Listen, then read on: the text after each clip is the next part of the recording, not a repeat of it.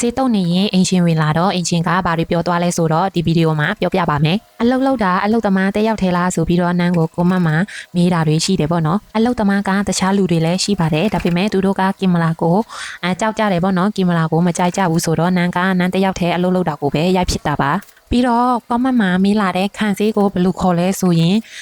အင်္ဂလိပ်လို primer လို့ခေါ်ပါတယ်ရှင်စေးတုံနေရင်အင်ဂျင်ဝင်လာတော့အင်ဂျင်ကဗာမေးသွားလဲဆိုရင်တော့မျက်နှာချက်ကစေးတုံလို့ရပြီလားတဲ့ပြီးတော့အင်ဂျင်ကအောက်ထပ်မှာ primer ရောက်ပြီနော်တဲ့နန်းကိုပြောလိုက်တယ် primer ဆိုတာခန်းစည်းပေါ့နော်နန်းဘယ်လိုပြန်ဖြေလိုက်လဲဆိုတော့ဟုတ်ကဲ့မျက်နှာချက်ကသူတို့အပေါက်ဖောက်ထားတဲ့ဟာကမဖာရသေးတော့မျက်နှာချက်ကိုတော့မတုတ်ရသေးပါဘူးနေရန်ကိုအရင်တုတ်ပါတယ်လို့နန်းပြန်ဖြေပေးလိုက်ပါတယ်ဒီအင်ဂျင်ကသူ့အိမ်ကိုစေးတုံမဲ့အယောင်ကိုသူကိုယ်တိုင်ရွေးချယ်ပြီးဝယ်လာပေးတာပါအင်ရှင်ကနိုင်ငံခြားသားပြီးတော့သူ့အမျိုးသမီးကထိုင်းလူမျိုးပေါ့နော်နန်းတို့စေးတုတ်တဲ့နေရာမှာဆိုရင်တချို့နေရာမှာနန်းတို့တထေးက